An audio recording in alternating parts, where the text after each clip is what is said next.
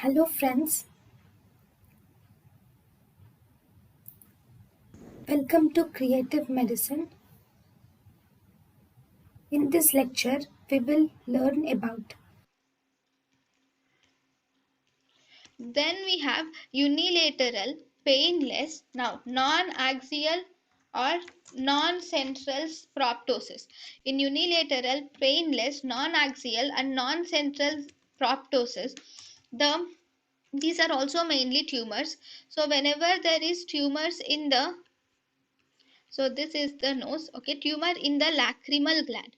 This will push the eye downwards and medially. So dermoids or lacrimal gland tumors, will push the eye downwards and medially, resulting in unilateral, painless, non-axial, that is or central to one side, not to the central, non-axial or non-central proptosis. Second, if the eye is pushed downwards and temporal side, that means if this is the nose, this is the eye, so there is some tumor which is present in here which is pushing the eye downwards and temporally.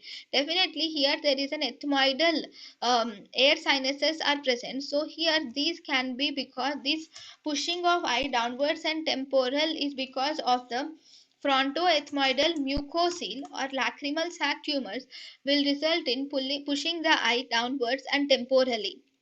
The eye can also be pushed superiorly. So superior pushing of eye will be seen whenever there is some tumor in the maxillary fossa. So whenever there is maxillary sinus tumors, so maxillary sinus tumors or maxillary sinus mucocele will result in the superior uh, displacement of the eye or superior proptosis of the eye. thank you and thank you for watching.